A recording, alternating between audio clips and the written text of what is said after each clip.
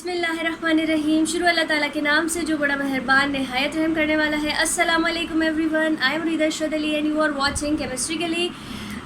सबसे पहले I am really sorry for being late. मैं जानती हूँ कि मेरी वीडियोस डिले हो गई हैं बहुत ज़्यादा, और मैं आज अभी तक फ़र्स्ट चैप्टर पे ही हम लोग रुके हुए हैं। तो उसके दो तीन रीज़न्स हैं। उसके नंबर वन रीज़न तो ये था कि मेरे घर में रेनोवेशन हो रही थी कुछ, तो उस वजह से मैं शोर बहुत था तो मैं वीडियो शूट नहीं कर सकी। सेकेंडली मेरी तबीयत ख़राब हो गई थी फिर, और गला वगैरह काफ़ी ख़राब था, तो उस वजह से मेरी आवाज़ नहीं निकल पा रही थी, तो मैं वीडियो अपलोड नहीं कर सकी। लेकिन आज मैं इंशाल्लाह लेक्चर नंबर 4 शूट करने जा रही हूँ, और कल तक ये जो है अपलोड भी हो जाएगा। तो आप लोगों से रिक्वेस्ट है कि आप प्लीज़ एक पेन या पेंसिल अपने साथ लेके बैठिए, नोटबुक, ताकि आप मेरी वीडियो से ज़्यादा फ़ायदा उठा सकें। और मैं आप लोगों को कहूँगी कि अगर आप लोगों को कोई भी किसी भी किस्म का सवाल है या कोई बात, आपको कोई कॉन्सेप्ट जो समझ नहीं आता, तो मेरा ईमेल एड्रेस इस वक्त नीचे आ रहा होगा, और इसके अलावा डिस्क्रिप्शन बॉक्स में भी ईमेल एड्रेस जो है वो दिया जाता है। तो आप प्लीज़ ईमेल के ज़रिए ही क्या कहते हैं कॉन्टेक्ट किया कीजिए, ताकि आप लोगों को रिप्लाई भी मिल सके, और आप लोग का अगर कोई कॉन्सेप्ट है तो वो मैं क्लियर भी कर सकूँ। तो चलिए बिना टाइम वेस्ट किए स्टार्ट करते हैं।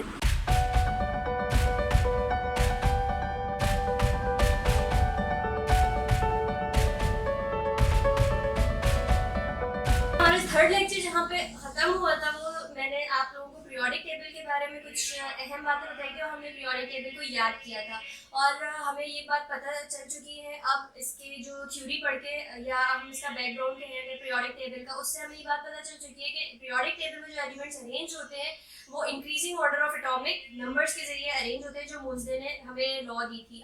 मोज़ले ने अपनी जो डिस्कवरी बताई थी अपने एक्सपेरिमेंट के जरिए। तो हम सब किसी भी एलिमेंट के लिए जो बेसिक इंपॉर्टेंट उसकी जो चीज़ होती है वो दो चीज़ें होती हैं। एक एटॉमिक नंबर होता है उसका, यानी कि एक एलिमेंट है हमारे पास फॉर सपोज कोई भी, और उसके लिए जो सबसे इम्पोर्टेंट चीज़ है वो हमारे पास उसका एटॉमिक नंबर है, जो कि हम Z से भी डिनोट कर सकते हैं एटॉमिक नंबर को। और हमारे पास उसका एटॉमिक मास, यानी कि मास नंबर भी जिसे हम कहते हैं, जैसे हम ए से डिनोट करते हैं, वो होता है। तो किसी भी एलिमेंट के लिए के पास ये दो चीज़ें होती हैं। अब वो हम बात करेंगे कि एटॉमिक नंबर क्या चीज़ होती है। एटॉमिक नंबर जो होता है वो हमारे पास बेसिकली नंबर ऑफ प्रोटॉन, या कह लें हम कि किसी भी एलिमेंट में एक न्यूक्लियर चार्ज होता है। जैसे फॉर सपोज अगर मैं हाइड्रोजन की बात कर रही हूँ, तो हाइड्रोजन का न्यूक्लियर चार्ज जो है, न्यूक्लियर चार्ज में हमारे पास दो चीज़ें होती हैं। न्यूक्लियस के अंदर बेसिकली हमारे पास दो चीज़ें होती हैं। न्यूक्लियस के अंदर होते हैं number of protons and number of neutrons. अब नंबर ऑफ न्यूट्रॉन्स, क्योंकि न्यूट्रल पार्टिकल है न्यूट्रॉन, तो वो कोई भी अपने ऊपर चार्ज नहीं रखता, बट प्रोटॉन क्योंकि पॉजिटिव चार्ज कैरी करता है, और इलेक्ट्रॉन जो हमारे पास है वो यहाँ पे होता है, वो नेगेटिव चार्ज कैरी करता है। तो न्यूक्लियर चार्ज जो होता है वो बेसिकली नंबर ऑफ प्रोटॉन की वजह से आता है, ठीक है।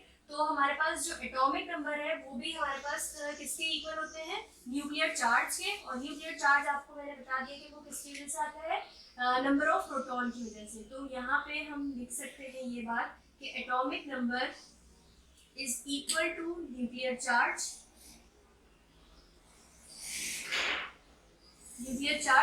And nuclear charge always equal to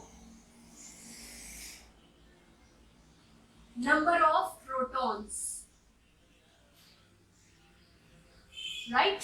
number of protons के इक्वल होते हैं न्यूक्लियर चार्ज। तो एटॉमिक नंबर की अगर हम पूरी डेफिनेशन देखें, तो उसकी डेफिनेशन हमें ये बताती है कि the number of protons is equal to the number of electrons. तो वो चीज हमारे पास होती है एटॉमिक नंबर। तो इनडायरेक्टली हम ये भी कह सकते हैं कि एटॉमिक नंबर ही इक्वल होता है नंबर ऑफ इलेक्ट्रॉन्स के, ठीक है। तो ये हमारे पास थी एटॉमिक नंबर के डेफिनेशन के। लिए एटॉमिक नंबर के बारे में थोड़ी सी मुझे बात बतानी है आपको, तो वो ये थी कि एटॉमिक नंबर हमारे पास किस चीज के इक्वल होता है, न्यूक्लियर चार्ज के इक्वल होता है। न्यूक्लियर चार्ज हमारे पास किसके इक्वल होता है, नंबर ऑफ प्रोटॉन्स के। और नंबर ऑफ प्रोटॉन्स जो है वही, जितने नंबर ऑफ प्रोटॉन्स होते हैं उतने ही नंबर ऑफ इलेक्ट्रॉन्स हमारे पास एक एलिमेंट में पाए जाते हैं। तो इनडायरेक्टली हम ये भी कह सकते हैं कि atomic number is equal to number of electrons भी होता है, ठीक है। अब हम चलते हैं अपनी मेन टॉपिक की तरफ, जो है इलेक्ट्रॉनिक कॉन्फ़िगरेशन। इलेक्ट्रॉनिक कॉन्फ़िगरेशन से पहले मैं आप लोगों को एक कॉन्सेप्ट, अगर किसी के पास नहीं है, मैं वो क्लियर करना चाहती हूँ बच्चों का, कि बच्चे कंफ्यूज होते हैं कि हमारे पास ऑर्बिट शेल क्या चीज़ होती है, सब शेल क्या चीज़ होती है, और ऑर्बिट या ऑर्बिटल्स हमारे पास क्या होते हैं। तो अक्सर वो टर्म्स में जो है वो कंफ्यूज हो जाते हैं कि ये कैसे हम याद कर रखें कि अब ये चीज़ है या ये है। तो मैं आप लोगों को उसके लिए एक बहुत अच्छी ट्रिक बता रही हूँ, और वो ये है,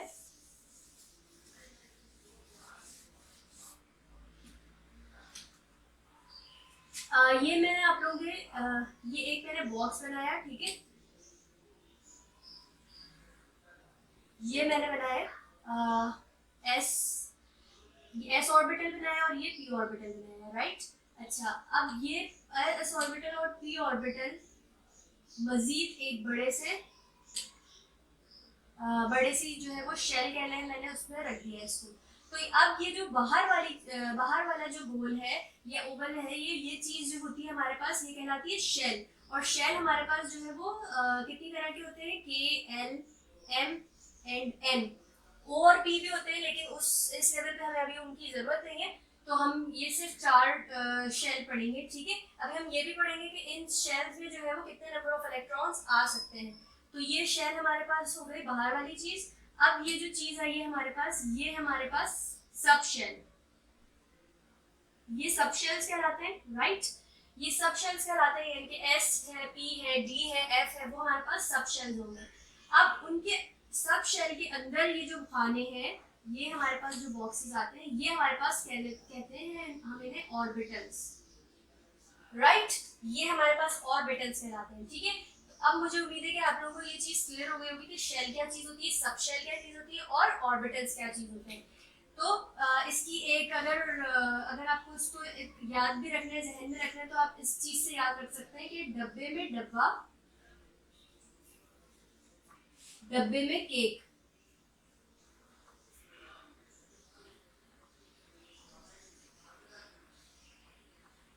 ठीक है।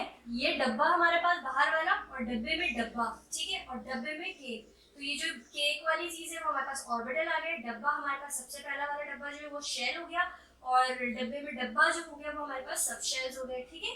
तो आई होप आप लोगों को ये कॉन्सेप्ट क्लियर हो गया होगा। अब हम चलते हैं अपनी इलेक्ट्रॉनिक कॉन्फ़िगरेशन की तरफ। इलेक्ट्रॉनिक कॉन्फ़िगरेशन किसी भी एलिमेंट की जो है वो बेस करती है उसके एटॉमिक नंबर पे, ठीक है। तो हम एटॉमिक नंबर की बेस पे इलेक्ट्रॉन्स फिल करते हैं, और क्योंकि आपको अभी मैंने बताया कि नंबर ऑफ प्रोटॉन्स ही जो है वो किसके इक्वल होते हैं, नंबर ऑफ इलेक्ट्रॉन्स के। तो जितने नंबर ऑफ प्रोटॉन्स होंगे उतने ही नंबर ऑफ इलेक्ट्रॉन्स भी होंगे। तो उससे पहले मैं आप लोगों को ये चीज बताऊंगी, इलेक्ट्रॉनिक कॉन्फ़िगरेशन से पहले, जैसे मैंने आपको बताया कि शेल हमारे पास कितनी तरह के होते थे। हमारे पास शेल होते थे के, एल, एम एंड एन, ठीक है। इसके अलावा ओ और पी भी होते हैं, लेकिन उसको हमें अभी डिस्कस नहीं करना इस लेवल पे, ठीक है। तो ये हमारे पास 4 तरह के अभी शेल है हमारे पास। अब मैक्सिमम नंबर ऑफ इलेक्ट्रॉन्स जो है वो इन शेल में कितने होते हैं, ये हमें कैसे पता चलेगा। Maximum number of electrons in a shell, हम शेल की बात कर रहे हैं अभी, हम सब शेल की बात नहीं कर रहे, सिर्फ शेल की बात कर रहे हैं कि हमारे पास एक शेल में कितने नंबर ऑफ इलेक्ट्रॉन्स होते हैं, ठीक है। उसके लिए हमारे पास एक फॉर्मूला होता है, वो होता है हमारे पास 2n²। ये फॉर्मूला हमें बताता है कि हमारे पास एक शेल के अंदर, यानी कि जैसे के है, इसके अंदर हमारे पास कितने नंबर ऑफ इलेक्ट्रॉन होंगे। अब के को हमने कह दिया 1, ठीक है, ये सेकेंड शेल हो गया, ये हमारे पास थर्ड शेल हो गया, एंड ये हमारे पास फोर्थ शेल हो गया, राइट। तो हम जो है वो n की जगह वो क्या कहते हैं, ये नंबर लिख देंगे, ये नंबर प्लेस करेंगे, जैसे कि हमारे पास ये है अभी 2n², और हमें के शेल के लिए निकालना है कि के शेल के अंदर हमारे पास कितने इलेक्ट्रॉन्स होते हैं, ठीक है। तो ये हमारे पास 2n के फॉर्मूले से आ जाएगा। 2 हम फॉर्मूले का लिखेंगे, n की जगह हम 1 प्लेस करेंगे, राइट, और 1 का हम स्क्वायर कर देंगे। अब सबको पता है कि 1 का स्क्वायर करने पे तो 1 ही रहेगा। तो हमारे पास के अंदर टोटल नंबर ऑफ इलेक्ट्रॉन्स की जो तादाद आ रही है वो हमारे पास 2 ही है। तो यहाँ पे हमारे पास जो टोटल नंबर, यानी कि मैक्सिमम के अंदर, के शेल के अंदर हमारे पास 2 ही इलेक्ट्रॉन आ सकते हैं, यानी कि सिर्फ एक s ऑर्बिटल इसमें आ सकता है, राइट। तो अब हम चलते हैं नंबर 2 यानी कि l की तरफ। l के लिए भी हम क्या करेंगे, हमारे पास 2 फॉर्मूले का ही रहेगा, n की जगह हम 2 प्लेस कर देंगे, सेकंड शेल, ठीक है। n जो है वो नंबर ऑफ शेल को बता रहा है कि सेकंड शेल पे जा रहे हैं हम, ठीक है। तो n अब क्या करेंगे हम, 2 का जो है वो 4 हो जाएगा स्क्वायर, तो 4 × 2 हमारे पास आ जाएगा 8, राइट, 8 इलेक्ट्रॉन्स। तो हमारे पास यहाँ पे कितने इलेक्ट्रॉन होंगे, यहाँ पे हमारे पास 2 इलेक्ट्रॉन्स थे, यहाँ पे हमारे पास 8 इलेक्ट्रॉन्स आ जाएंगे।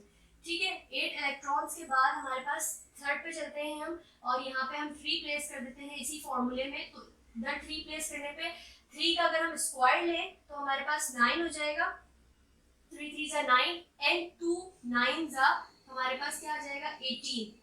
तो हमारे पास जो एम शेल है उसके अंदर टोटल नंबर ऑफ इलेक्ट्रॉन्स कितने आएंगे, हमारे पास 18 इलेक्ट्रॉन्स आएंगे, राइट। अब हम चलते हैं नंबर 4 पे, तो हम एन की जगह यहाँ पे 4 प्लेस करेंगे, और हमारे पास 4 का स्क्वायर 16 होता है, और 2 16 हमारे पास होता है 32, राइट। तो हमारे पास जो total number of electron n shell में आए हैं वो कितने आए हमारे पास 32। तो इतने इलेक्ट्रॉन्स इसके अंदर प्लेस होते हैं। अब हम बात करते हैं कि ऑर्बिटल्स में मैक्सिमम, एक ऑर्बिटल में जो है वो मैक्सिमम कितने इलेक्ट्रॉन आते हैं। अब आप लोग क्योंकि फर्स्ट ईयर पढ़ के आ चुके हैं तो आपको पता होगा हमारे पास ऑर्बिटल्स जो होते हैं वो कितने तरह के होते हैं, हमारे पास S, P, D and F, right. ये हमें जो है वो इस लेवल पे अभी इतने ही पढ़ाए जाते हैं, S, P, D and F. ये हमारे पास 4 ऑर्बिटल्स कहलाते हैं। अब एस ऑर्बिटल में जो है हमारे पास कितने नंबर ऑफ इलेक्ट्रॉन्स आ सकते हैं, मैक्सिमम 2 ही आ सकते हैं, ठीक है। इसके अंदर मैक्सिमम हमारे पास 6 आ सकते हैं पी ऑर्बिटल में, राइट। सबको पता है कि पी ऑर्बिटल की शेप जो है वो इतनी ऐसी होती है। अब इसमें maximum number of electron opposite spin के साथ इतने आ सकते हैं, यानी कि 6 आ सकते हैं, ठीक है। डी ऑर्बिटल में हमारे पास जो है वो कितने नंबर ऑफ इलेक्ट्रॉन आ सकते हैं, 10 आ सकते हैं, क्योंकि डी ऑर्बिटल में हमारे पास 5 बॉक्सेस होते हैं। तो इसमें हमारे पास मैक्सिमम 10 इलेक्ट्रॉन्स आ सकते हैं, राइट। और इसी तरह एफ में अगर हम देखें तो एफ में हमारे पास 14 आ सकते हैं, ठीक है, 14 इलेक्ट्रॉन्स। तो मैक्सिमम नंबर ऑफ ऑर्बिटल्स की अगर हम बात करें कि हमारे पास ऑर्बिटल्स में कितने हैं maximum electrons, maximum number of electrons in orbital, in number of electron in orbitals, तो वो हमारे पास ये चीज बता रही है कि हमारे पास एस ऑर्बिटल में 2, पी में 6, डी में 10 एंड एफ में 14 आ सकते हैं।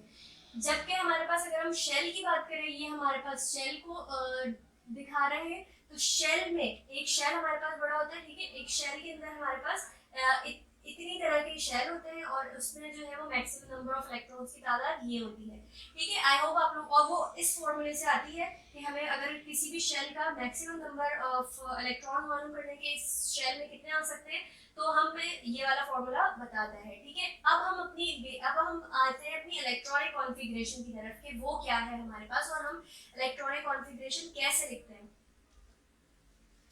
हम इलेक्ट्रॉनिक कॉन्फ़िगरेशन पे जाने से पहले या उसकी क्वेश्चन करने से पहले हमारे पास एक और चीज़ आती है, और उसका नाम है ऑफ-बॉस प्रिंसिपल। ऑफ-बॉस प्रिंसिपल होता क्या है। ऑफ-बॉस जैसे कि नाम से आपको लग रहा होगा कि शायद किसी साइंटिस्ट का नाम है, बट ऐसा बिल्कुल नहीं है। ऑफ-बॉस जो है हमारे पास एक जर्मन वर्ड है, राइट। ये एक हमारे पास जर्मन वर्ड है जिसका मतलब होता है to construct something, to construct or to build something,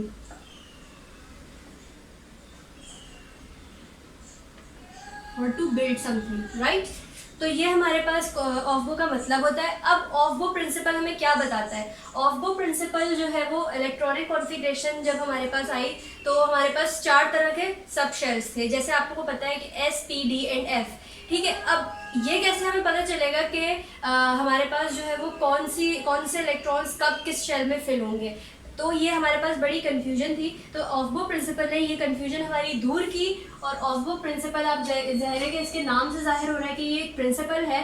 तो कोई भी प्रिंसिपल किसी चीज़ पे बेस ज़रूर करता है। तो ऑफ-बो प्रिंसिपल जो है वो किस चीज़ पे बेस करता था, तो हमारे पास एक रूल होता है जो कहलाता है N+L रूल। ऑफ-बो प्रिंसिपल की जो हमारे पास बेस थी वो था कि वो N+L रूल पे based on N+L rule, right. N+L rule, Aufbau principle जो है वो N+L रूल पे बेस करता है। अब ये N+L रूल क्या है, ठीक है। अच्छा, ये जो जब प्रिंसिपल आया था तो हमारे पास इस प्रिंसिपल की कुछ डिमांड्स थी या कुछ बातें थी जो ये प्रिंसिपल हमें बता रहा था। तो इसने सबसे पहले बताया कि इलेक्ट्रॉन, हमारे पास जो इलेक्ट्रॉन्स होंगे वो हमेशा लोअर एनर्जी शेल में सबसे पहले फिल होते हुए फिर हायर एनर्जी सब शेल्स की तरफ जाएंगे। ठीक है, तो हमारे पास जो इनका पॉइंट था वो ये था कि फिलिंग ऑफ इलेक्ट्रॉन्स जो होगी वो फ्रॉम लोअर एनर्जी शेल से होगी। Filling of electrons from lower energy shell या सब शेल कह लें। ठीक है, या लोअर एनर्जी ऑर्बिट कर लेते हैं, राइट, लोअर एनर्जी ऑर्बिट से होगी। तो हमारे पास जब फ्लिंग ऑफ इलेक्ट्रॉन स्टार्ट होगी तो सबसे लोअर एनर्जी जिसकी होगी अब वो हमारे पास सबसे पहले आएगा या उसमें इलेक्ट्रॉन सबसे पहले फिल होंगे। अब ये कैसे पता चले भाई कि लोअर एनर्जी कौन सा ऑर्बिट है और किसमें इलेक्ट्रॉन सबसे पहले जाएंगे? तो इसके लिए उसने ये हल निकाला था जो ये था N+L रूल। N+L रूल से हमें जो है वो किसी भी ऑर्बिट की एनर्जी पता चल जाती थी और उस एनर्जी पता चलने से हमें ये पता चल जाता था कि इलेक्ट्रॉन अब किस में फिल होंगे। ठीक है, अभी मैं वो भी आप लोगों को आगे बताती हूँ। और इसका जो एक और पॉइंट था, एनर्जी जो है वो डायरेक्टली प्रोपोर्शनल थी इस बात से, जो इसने ये सब कुछ बताया कि फ्रॉम लोअर एनर्जी ऑर्बिट से स्टार्ट होगी इलेक्ट्रॉन फिलिंग। तो ये बात हमें ये साबित करी थी कि एनर्जी जो थी वो डायरेक्टली प्रोपोर्शनल थी किसके? N+L रूल के। अब ये N+L रूल है क्या चीज़? ठीक है, N जो है हमारे पास वो किस चीज़ को डिनोट करता है? N जो है वो हमारे पास नंबर ऑफ शेल को डिनोट करता है, नंबर ऑफ शेल, राइट। और L जो है वो हमारे पास एजीमोथल क्वांटम नंबर को डिनोट करता है, जो हम फर्स्ट ईयर में पढ़ के भी आ चुके हैं, राइट। एजीमोथल क्वांटम नंबर को डिनोट करता है। अब ये L जो है उनकी जो ऑर्बिटल्स है हमारे पास उनके लिए फिक्स्ड वैल्यू होती है L की। अब वो फिक्स्ड वैल्यू क्या होती है? जैसे कि आपको पता है हमारे पास ऑर्बिटल कौन कौन से हैं? S, P, D and F। अब इनके लिए जो L की वैल्यू होगी हमारे पास वो क्या है? S के लिए होती है 0, P के लिए होती है 1, D के लिए होती है 2 एंड F के लिए होती है 3। ठीक है, ये हमारे पास एजीमोथल क्वांटम नंबर थे जिनकी ये वैल्यू हमारे पास ये गिवन है। ठीक है, अब ये N+L रूल करता क्या है? जैसे हमारे पास फॉर सपोज के हमारे पास बहुत कुछ जो है कहना चाहिए कॉन्फ़िगरेशन कहने टाइम हमारे पास कुछ चीज़ें थी, मैं आपको भी लिख के दिखाती हूँ। अच्छा जी, अगर हम देखें तो मैंने आप लोगों को एक रैंडम जो है वो कॉन्फ़िगरेशन लिखी है। ठीक है, और हम इसमें अब N+L रूल से डिसाइड करेंगे कि कौन सा हमारे पास पहले फिल होगा और कौन से में इलेक्ट्रॉन बाद में फिल होंगे। तो ये कैसे N+L रूल डिसाइड करता है? अब हम N+L रूल के ज़रिए इनकी एनर्जीज मालूम करेंगे और फिर हम इसको रीअरेंज करेंगे उस हिसाब से जो हमारे पास इसका अरेंजमेंट जो है वो तरीका होगा। ठीक है, अरेंजमेंट का। अब हमारे पास N+L रूल से हम इनकी एनर्जी निकाल लेंगे। N+L रूल कैसे निकालेगा इसकी एनर्जी? अभी मैंने आपको बताया कि N जो है वो नंबर ऑफ शेल का बताता है और L जो है वो एजीमोथल क्वांटम नंबर है जो हमारे पास फिक्स्ड होते हैं सारे सब शेल्स के। ये सारे जो S, P, D and F की वैल्यूज फिक्स्ड होती हैं L के लिए। ठीक है, अब ये देखें 1s के लिए हम देखते हैं। 1s हमारे पास है तो 1 का मतलब N मतलब 1 है हमारे पास। S का आपको पता है कि L जो है L की वैल्यू S के लिए क्या होती है? मैं यहाँ पे फिर से लिख देती हूँ। S के लिए हमारे पास L की वैल्यू 0 होती है, P के लिए हमारे पास 1, D के लिए हमारे पास 2 होती है और F के लिए हमारे पास L की वैल्यू 3 होती है, राइट। अब हमारे पास देखें यहाँ पे S है, S के लिए हम एनर्जी मालूम कर रहे हैं N+L रूल के जरिए। तो S के लिए हमारे पास जो है वो 0 वैल्यू है, यानी कि इसकी एनर्जी हमारे पास 1 आई। तो ये तो बिल्कुल अपनी सही पोजीशन पे प्लेस है, राइट। अब हम देखते हैं 2s हमारे पास आना चाहिए, इसके बाद ये नहीं। 2s के लिए अगर हम वैल्यू निकालें N+L रूल की, एनर्जी मालूम करें 2s की, तो हमारे पास इसकी एनर्जी तो 1 आई हमारे पास, राइट। इसकी एनर्जी हम मालूम करें तो ये हमारे पास 2 है और S की वैल्यू 0, तो हमारे पास टोटल कितनी आई? 2 आ गई। ठीक है, अब हम देखते हैं 2s के बाद हमारे पास 3s ही आता है या नहीं आता। तो 3 के लिए हमने जो है यहाँ पे 3 लिखा, ठीक है, और हमारे पास जो है वो S के लिए क्या आ गया? 0, तो हमारे पास 3 आई। ठीक है, उसूलन तो हमें ये ठीक लग रहा है। अब हम देखते हैं P के लिए। तो P के लिए हमारे पास 2 शेल का नंबर 2 हमारे पास और P की वैल्यू क्या है? L के लिए 1, तो 2 + 1 3। अब उसूलन ऐसा लग रहा है हमारे पास कि हमारे पास पहले 3 आना चाहिए, ये भी 3 आ रहा है और ये भी 3 आ रहा है। तो अब हम ये कैसे डिसाइड करेंगे कि इलेक्ट्रॉन पहले किस में जाएंगे, एस में जाएंगे या पी में जाएंगे। तो ये चीज़ हमारे पास, ये जो 3 आया है ना, ये 3 कैसे आया है, यहाँ पे इसकी जो शेल नंबर था वो था 2, राइट, और यहाँ पे इसका शेल नंबर क्या था, 3 था। जो शेल नंबर था वो डिसाइड करेगा। अब इस केस में जब हमारे पास एनर्जीज की वैल्यू सेम आ जाए तो हमारे पास शेल नंबर डिसाइड करेगा कि कौन सी चीज़ पहले आएगी। अब यहाँ पे देखिए ये 2 है, ये कम है, और ये 3 है शेल नंबर, ठीक है। तो 2 जो है हमारे पास वो यहाँ पे आएगा और 3s हमारे पास पी के बाद जाएगा, ठीक है। तो ये हमारे पास अब जो हालांकि एनर्जीज दोनों की सेम आ रही हैं, लेकिन हमारे पास जो है वो ये नंबर ऑफ शेल डिसाइड करेगा फिर कि हमारे पास कौन से में पहले इलेक्ट्रॉन्स जाएंगे और फिर कौन से में बाद में जाएंगे, किस में बाद में जाएंगे, ठीक है।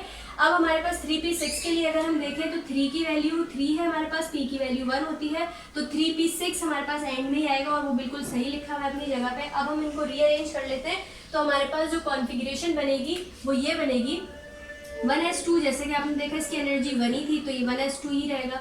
2s2 इसकी 2 आई थी हमारे पास, तो ये भी अपनी जगह पे बिल्कुल सही था। ये यहाँ पे जो गड़बड़ हुई है तो इसके लिए यहाँ पे हमारे पास 2p6 पहले आएगा, देन 3s2 आएगा, राइट। फिर हमारे पास सबसे एंड में आएगा 3p6 क्योंकि इसकी एनर्जी 4 थी। इसकी क्या थी एनर्जी 1 आई थी, इसकी 2 ही आई थी, इसकी और इसकी दोनों की 3 आई थी। लेकिन मैंने आपको बताया कि जब एनर्जी सेम आ जाए तो हमारे पास जो है वो नंबर ऑफ शेल डिसाइड करता है कि कौन सा पहले आएगा, किस में इलेक्ट्रॉन पहले जाएंगे और किस में बाद में जाएंगे, ठीक है। और इसकी एनर्जी जो हमारे पास आई थी वो 4 थी। अब ये हमारे पास बिल्कुल सही ऑर्डर में अरेंज हो गया और ये हमारे पास जो है वो बिल्कुल राइट कॉन्फ़िगरेशन लिखी हमने। अब ये जो था तो इस तरह n+l रूल के जरिए निकालना एनर्जी और फिर इसको अरेंज करना, तो ये हमारे पास काफ़ी लंबा मेथड हो रहा था। तो ऑफबोर ने हमारे लिए एक और आसानी की और उसने एक तरह का हमें जो है वो ट्रायंगल बना के दिया। उस ट्रायंगल से हमें फ़ौरन ये बात समझ आ गई कि कौन से जो है वो शेल पहले आएगा और कौन सा बाद में आएगा। अब मैं वो ट्रायंगल आपके सामने बना रही हूँ और वो बहुत आसान ट्रायंगल से था कि जैसे हमने लिखा 1, ठीक है, तो 1 को हमने एक ही बार लिखा, 2 को हमने जब लिखा तो 2 को हमने 2 बार लिखा, 3 को जब हमने लिखा तो 3 को हमने 3 बार लिखा, ठीक है, 4 को हमने 4 टाइम्स लिखा, 5 को हमने, अब 5 को भी हम 5 टाइम्स लिख सकते थे लेकिन हमें उसकी ज़रूरत नहीं है, हमारा काम जो है वो 3 बार लिखने पे ही हो जाएगा। तो हम 5 से जो है वो दोबारा से काउंटिंग को जो है हम ऐसे लिखते हुए जा रहे थे, जैसे हम नंबर लिख रहे थे उसी हिसाब से हम बढ़ा रहे थे, लेकिन 5 से हम दोबारा से 3 काउंट करना शुरू कर देंगे। जैसे कि 5 जो है वो 3 बार लिखा हमने, 6 हमने 2 टाइम्स लिखा और 7 को हमने एक ही बार लिखा, इसी में हमारा काम हो जाएगा। तो अब अगर हम ये देखें तो ये हमारे पास एक ट्राइंगल की शेप आ रही है, ठीक है।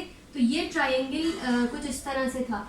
अब जो है हम जो है इसमें एस हम ऑर्बिटल्स लिखेंगे, तो जैसे 1 के साथ 1s, 2 के साथ 2, 3, 4, 5, 6, 7s तक आ गए हमारे पास। फिर ये 2 के साथ हम p लिखेंगे, तो हम p, 4p, 5p, 6p तक लिख देंगे, ठीक है।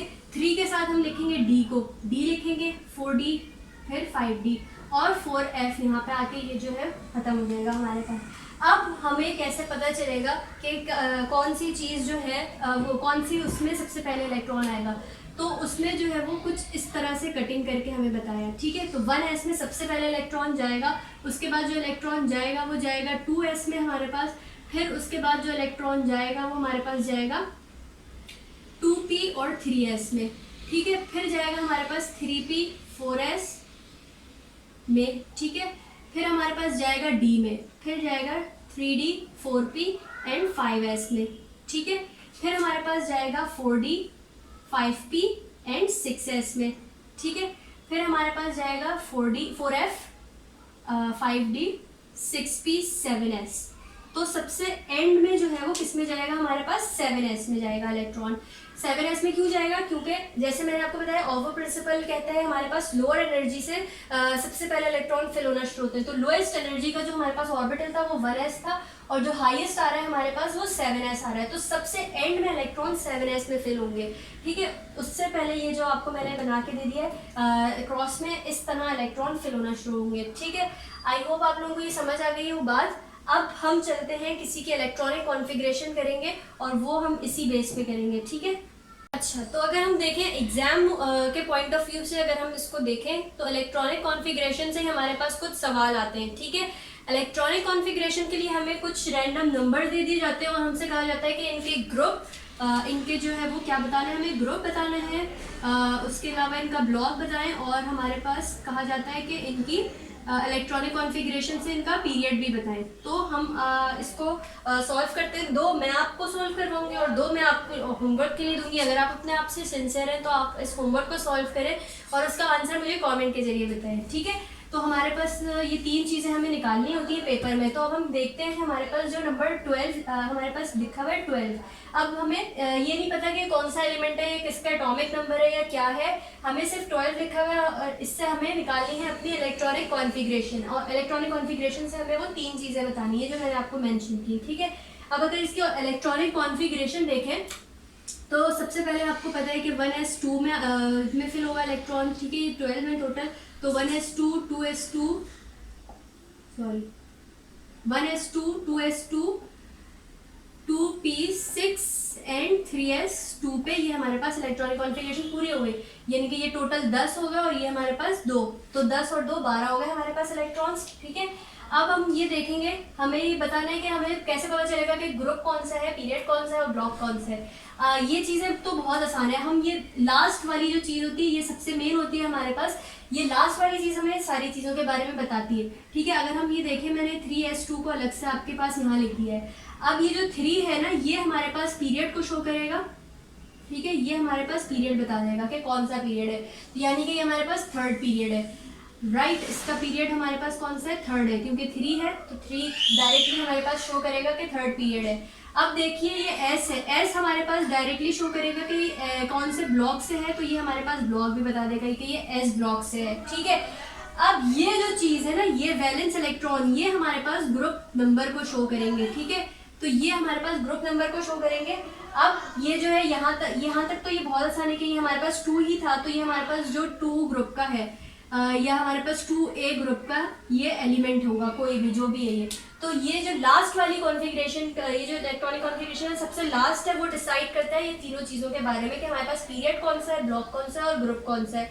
ठीक है, तो ये हमारे पास आपको इलेक्ट्रॉनिक कॉन्फ़िगरेशन भी शो करनी होगी और नीचे आपको उनका ग्रुप नंबर, ब्लॉक और पीरियड भी बताना होगा। ठीक है, ये एक मैंने सॉल्व कर दी, 16 आप लोगों को खुद से सॉल्व करना है, 24 में एक और सॉल्व कर देती हूँ, फिर 36 आप खुद से सॉल्व करेंगे। तो 24 के लिए अगर हम इलेक्ट्रॉनिक कॉन्फ़िगरेशन देखें तो हमारे पास क्या होगी, 1s2 2s2 2p6 3s2 3p6। अच्छा, ये हो गया टोटल 12 प्लस 6 जो है हमारे पास कितना हो गया 16 and 3p6 4s2 and 3d 4s2 हमारे पास 16 17 18 और 3D हमारे पास 3D में हमारे पास 4 आ जाएंगे। ठीक है, तो ये हमारे पास हो गई टोटल कॉन्फ़िगरेशन, ये हमने लिख दी। अब ये हमें डिसाइड करेगा लास्ट वाला, जैसे कि मैंने बताया था कि ये हमारे पास डिसाइड करेगा कि कौन से ब्लॉक, कौन से पीरियड और कौन से ग्रुप से ब्लॉक कर रहा है। तो ये पीरियड तो अगेन 3rd पीरियड है इसका। ठीक है, पीरियड हमारे पास इसका 3rd है। ग्रुप जो है हमारे पास वो कौन सा है, सॉरी ब्लॉक जो है हमारे पास वो कौन सा है, डी ब्लॉक है, क्योंकि ये डी पे खत्म हो रही है। ठीक है, ब्लॉक डी से ये ट्रांजिशन मेटल की कॉन्फ़िगरेशन होगी किसी।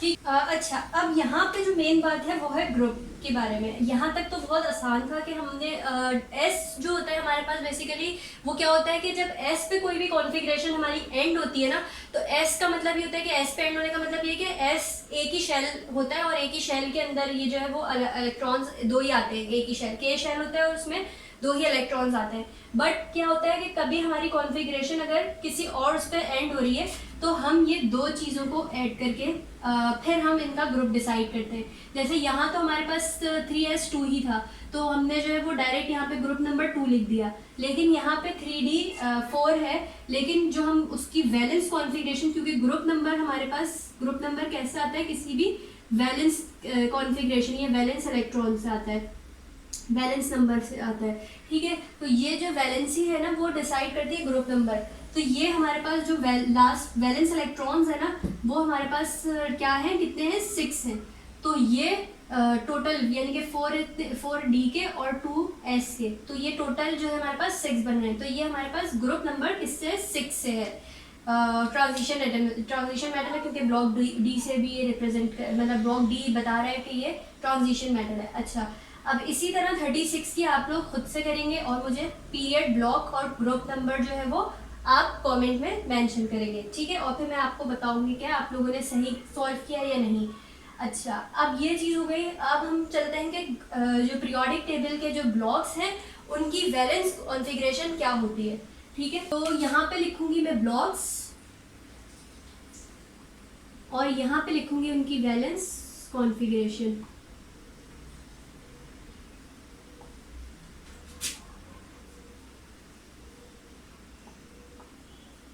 अच्छा, ब्लॉक्स मैंने आपको थर्ड लेक्चर में भी बताया था कि किस कौन कौन से ब्लॉक्स होते हैं। हमारे पास एस ब्लॉक होता है, पी ब्लॉक होता है, डी ब्लॉक होता है एंड एफ ब्लॉक होता है।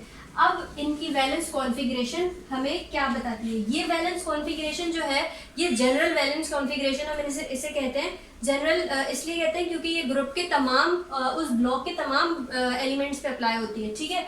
तो यानी कि अगर हम S के लिए देखें तो S के हमारे पास जो जनरल कॉन्फ़िगरेशन आती है वो आती है हमारे पास NS1 से लेके 2 तक।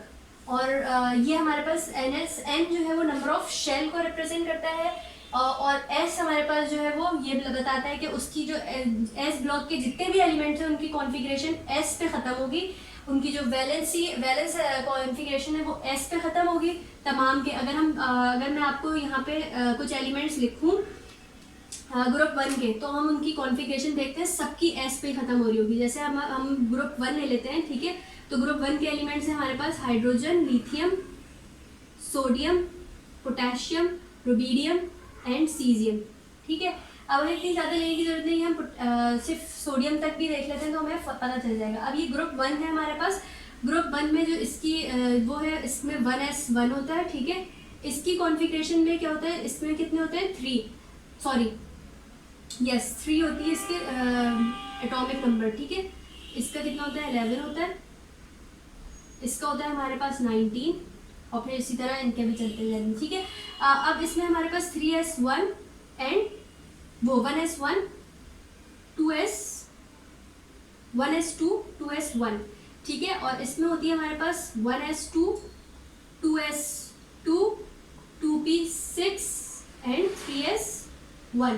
तो अगर आप देखें लाइन से तो ये भी हमारे पास 1s1 है, 2s1 है और ये 3s1 है। तो इस तमाम की जो कॉन्फ़िगरेशन का एंड हो रहा है वो देखिएगा 3 पे ही हो रहा है, जब भी ये हमारे S पे हो रहा है। तो ये जब भी हमारे पास S ब्लॉक में रखा गया है ग्रुप 1 को, और S ब्लॉक कहते हैं हम ग्रुप 1 को, ठीक है, और ग्रुप 2 को भी।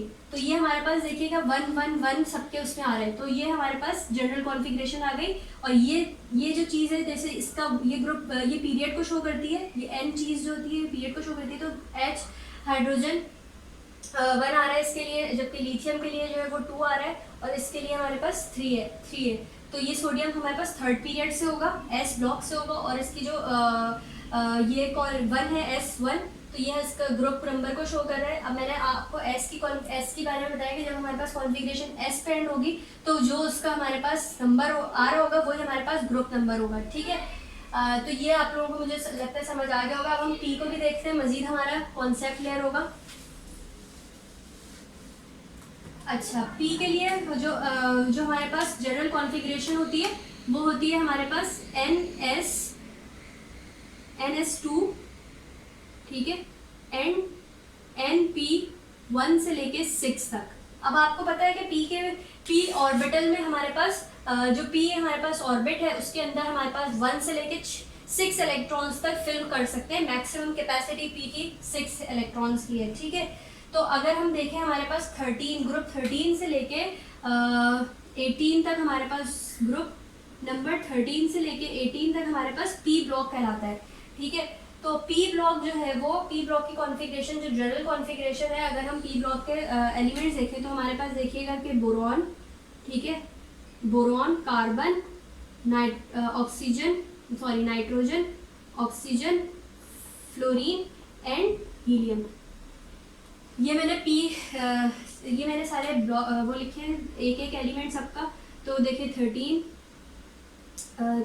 13 ग्रुप है, ये 14 ग्रुप है, 13, 14, 15, 16, 17 एंड ये 18 ग्रुप है। ठीक है, तो ये हमारे पास ये तमाम ग्रुप के पहले पहले हमारे पास एलिमेंट आ गए।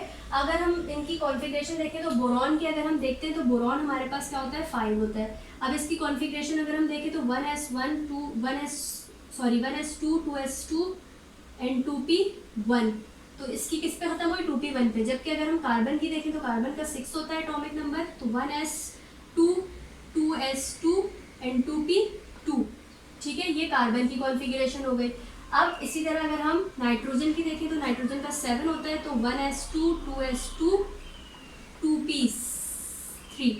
ठीक है, तो अगर आप गौर करें तो जैसे जैसे बढ़ते जा रहा है हमारे पास पी के अंदर एक एक इलेक्ट्रॉन बढ़ता जा रहा है। ठीक है, जैसे जैसे ग्रुप नंबर बढ़ता जा रहा है पी के अंदर एक इलेक्ट्रॉन बढ़ता जा रहा है।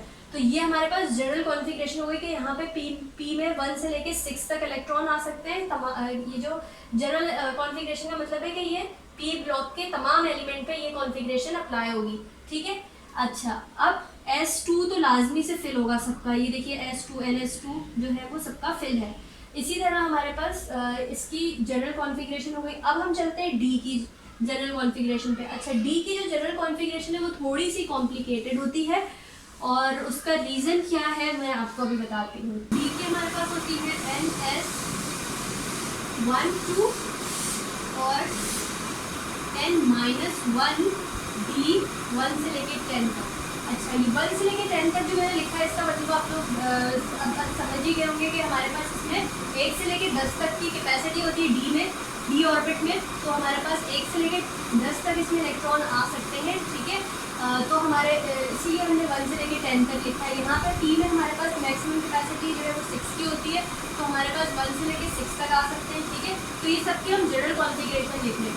अब इसका मतलब क्या होता है कि जो डी ऑर्बिट है हमारे पास उसमें NS1 2 होता है और N-1 और डी से 1 से लेके 10। फॉर सपोज हमने लिया यहाँ पे स्कैंडियम, ठीक है 21, तो इसकी अगर हम कॉन्फ़िगरेशन देखें तो 1s2 2s2 2p6 हो गया, 3s2 3p6 4s2 and 3d कितना हो जाएगा हमारे पास 3। ठीक है, अब अगर हम इसको टोटल करके देखें, आप चेक कर सकते हैं कि ये हमारे पास टोटल हो गए 10 इलेक्ट्रॉन यहाँ तक, फिर ये हो गए हमारे पास 12 क्या कहते हैं 8 10 + 8 18 18 + 2 20 20 + 3 हमारे पास 23 हो गए। ठीक है,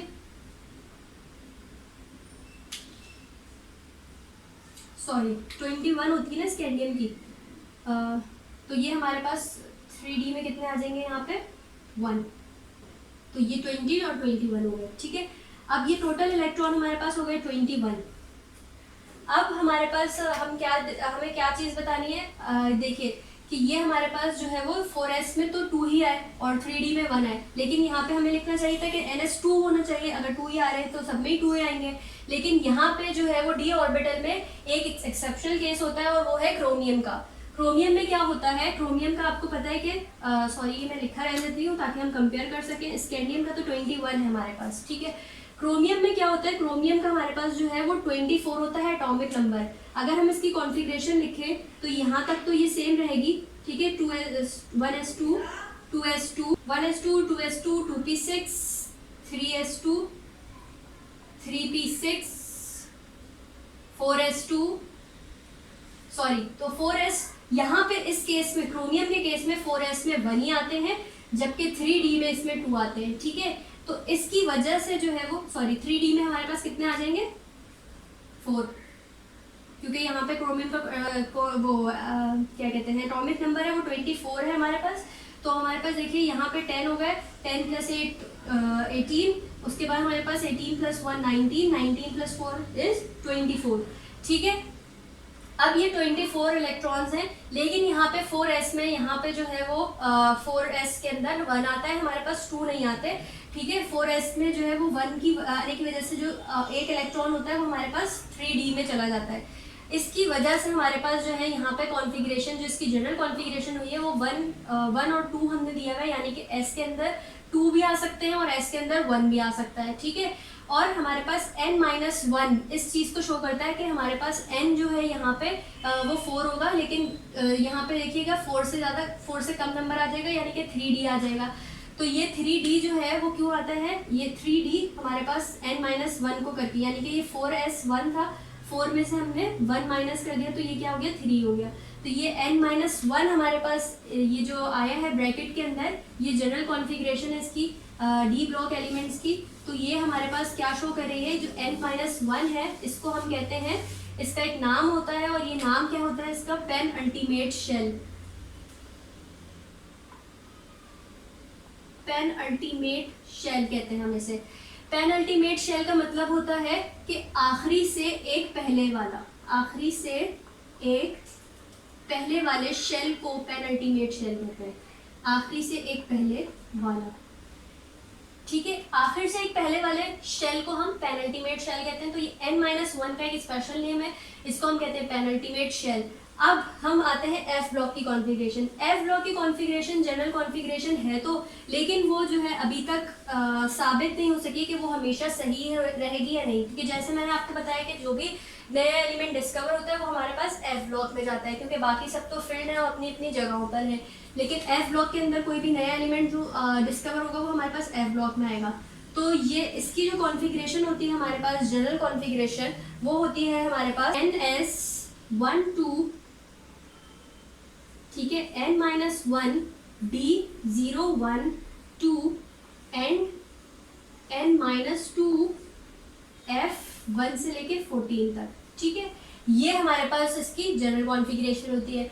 अब ये एफ ब्लॉक की हमें इतनी ज़्यादा ज़रूरत नहीं होती, सिर्फ आपको एक क्योंकि मैं सारे ग्रुप्स की बता रही थी तो ये ये भी हमें इसके लिए बतानी थी, ठीक है। तो ये सिर्फ आप याद कर लीजिए, इसका इतना ज़्यादा यूज़ नहीं है, क्योंकि एफ ब्लॉक मैंने कहा ना कि हमें इस लेवल पे नहीं पढ़ते, बल्कि वो हम बैचलर्स लेवल पे भी इतना नहीं पढ़ते, क्योंकि वो एक रिसर्च लेवल या उस पर अगर हम जाएंगे तो हमें ज़रूरत पड़ेगी, ठीक है। ये जो है हमारे पास क्या था कि ये पेन अल्टीमेट शेल था। अब ये जो n-2 है इसका नाम होता है एंटी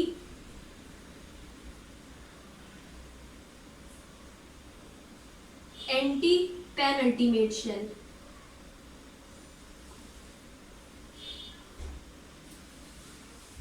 ठीक है। इस n-2 को हम किससे डिनोट करते हैं, एंटी पेन अल्टीमेट शेल इसका नाम है, ठीक है जी।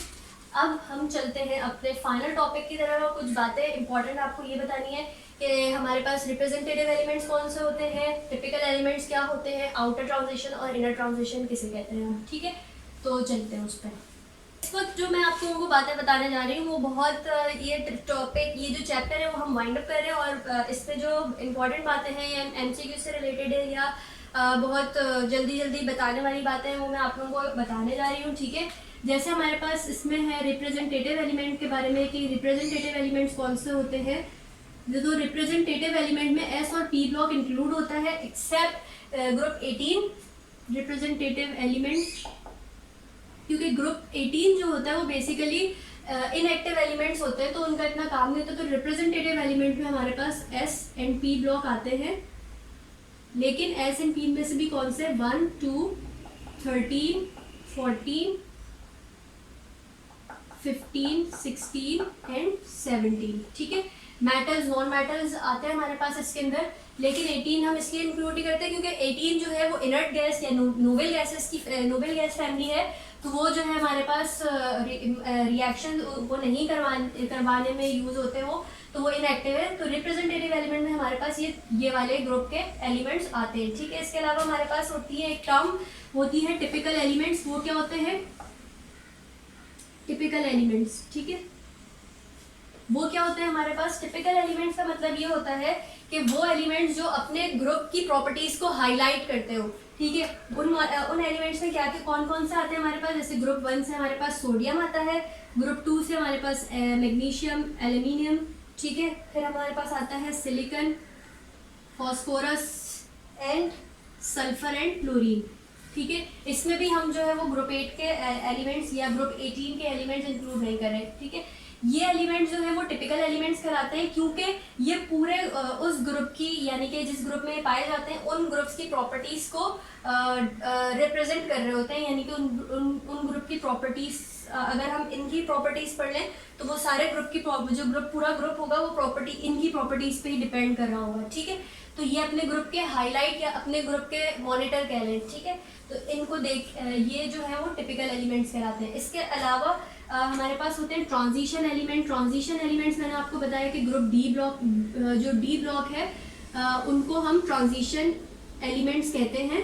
लेकिन ट्रांजिशन एलिमेंट की एक कंडीशन होती है कि उसमें वेकेंट डी ऑर्बिटल होना लाजमी है, ठीक है। तो हमारे पास ट्रांजिशन एलिमेंट में जिंक, कैडमियम और मर्क्यूरी नहीं आता, क्योंकि इनके अंदर जो है वो ट्रांजिशन एलिमेंट, वो वेकेंट डी ऑर्बिटल नहीं होता, तो इसकी वजह से ये एलिमेंट्स हैं।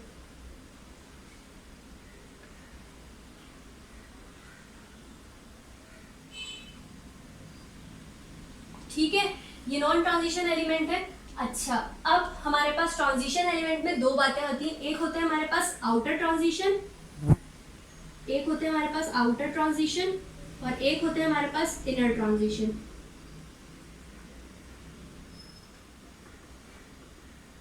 आउटर ट्रांजिशन के अंदर हमारा ब्लॉक डी पूरा इंक्लूड होता है, आउटर ट्रांजिशन कहते हैं उसे, ठीक है। जबकि इनर ट्रांजिशन में हमारा जो ब्लॉक एफ है, यानी कि लेंथेनाइड और एक्टिनाइड्स, वो इंक्लूड होता है हमारे पास, ठीक है। इनके अंदर इनर ट्रांजिशन हम एफ ब्लॉक को कहते हैं और आउटर ट्रांजिशन हम डी ब्लॉक को कहते हैं। और जो हमारे पास नॉन ट्रांजिशन एलिमेंट्स हैं वो ये तीन होते हैं। ये मैंने अपनी लेक्चर 2 आई गेस लेक्चर 2 या लेक्चर 3 की वीडियो में मैंने आप लोगों को ये भी बताया था कि नॉन ट्रांजिशन इन्हें कहते हैं, क्योंकि इनके अंदर क्या नहीं होता, वेकेंट डी ऑर्बिटल नहीं पाया जाता, इस वजह से इन्हें नॉन ट्रांजिशन कहते हैं। ये होते तो डी ब्लॉक एलिमेंट हैं, तो ये, लेकिन ये ट्रांजिशन एलिमेंट्स नहीं कहलाते, ठीक है। अब ये कुछ बातें हो गई। अब हम ये पढ़ेंगे कि हमारे पास लॉन्गेस्ट पीरियड, शॉर्टेस्ट पीरियड और कौन कौन से होते हैं, ठीक है। तो ये हम देख लेते हैं।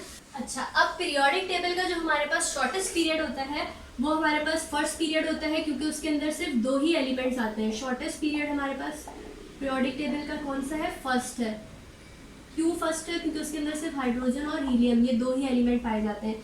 लॉन्गेस्ट पीरियड हमारे पास कौन से थे, मैंने आप लोगों को उसमें भी बताया था जब मैंने पीरियोडिक टेबल याद कराया था। तो लॉन्गेस्ट पीरियड हमारे पास थे 6th period and 7th period, और ये अभी तक भी इनकम्प्लीट है, ठीक है। अभी भी ये लॉन्गेस्ट है और अभी इनकम्प्लीट भी है, क्योंकि क्यों इनकम्प्लीट है वो मैं आपको बताती हूँ, ठीक है। अच्छा, अब ये जो लेंथेनाइड्स हैं, लेंथेनाइड्स हमारे पास 6th पीरियड से बिलोंग करती हैं, जबकि एक्टिनाइड हमारे पास 7th पीरियड में आती है। और ये दोनों एफ ब्लॉक में आते हैं, ठीक है। तो मैंने बताया था आपको एफ ब्लॉक अभी तक इनकम्प्लीट है, इसकी वजह से हमारा 6th और 7th पीरियड भी इनकम्प्लीट है, ठीक है। वो इसलिए इनकम्प्लीट है क्योंकि 6th और 7th पीरियड में हमारे पास हमें पता था कि बहुत ज़्यादा एलिमेंट हो रहे थे 32, तो वो पीरियोडिक टेबल की कोई शेप नहीं आ रही थी। तो हमने 6th और 7th पीरियड में से जो है वो 14 एलिमेंट्स उठा के हमने एक अलग ब्लॉक बना दिया उसका, लेकिन वो पीरियड 6th और 7th ही है, लेकिन सिर्फ हमने ब्लॉक अलग से बना दिया उनको और उसको हमने एफ ब्लॉक का नाम दे दिया, ठीक है। तो ये अभी इनकम्प्लीट इसलिए क्योंकि जो भी नया डिस्कवर होने वाला एलिमेंट होता है वो हमारे पास इन्हीं लेंथेनाइड या एक्टिनाइड में रखा जाता है, प्लेस किया जाता है, ठीक है। अच्छा, मेरी जो चैप्टर नंबर 1 था वो हमारा आज कंप्लीट हो गया। आई होप आप लोगों को समझ आई होंगी सारी चीज़ें। अगर आप लोगों को समझ आई है तो आप ये वीडियो में मेरी बहुत ज़्यादा मेहनत लगी है। आज मैंने जो है वो जगह भी चेंज की है और आज मैंने वॉइस क्वालिटी के लिए बगैर पंखे के वीडियो रिकॉर्ड की है, ठीक है। तो अगर आप लोगों को ये पसंद आती है तो प्लीज़ मेरी वीडियो को लाइक कर दीजिए और चैनल को सब्सक्राइब कर दीजिए, और मैं मिलूँगी नेक्स्ट वीडियो में नेक्स्ट चैप्टर के साथ इंशाल्लाह। और मुझे उम्मीद है कि मैं अब वीडियोज़ जो है वो अब मेरी पूरी कोशिश होगी कि मैं टाइम पर डालूँ, लेकिन कुछ मसला ये है कि मैंने आप लोगों को बताया था कि मैं खुद भी स्टूडेंट हूँ, तो मेरी क्लासेस जो हैं वो बहुत ज़्यादा हो चुकी हैं, लेक्चर्स बहुत ज़्यादा हो चुके हैं, तो पेपर्स भी करीब हैं, तो मुझे थोड़ा सा अपने लिए भी टाइम निकालना है। तो हो सकता है कि मेरी वीडियोस में कुछ डिले और हो जाए आगे, लेकिन मेरी पूरी कोशिश होगी कि मैं अभी जब तक मेरे एग्ज़ाम्स करीब नहीं है तो मैं आप लोगों के लिए वीडियो रिकॉर्ड करती रहूँ, ठीक है। तो नेक्स्ट वीडियो में मिलेंगे नेक्स्ट चैप्टर के साथ। टिल देन अल्लाह हाफ़िज़।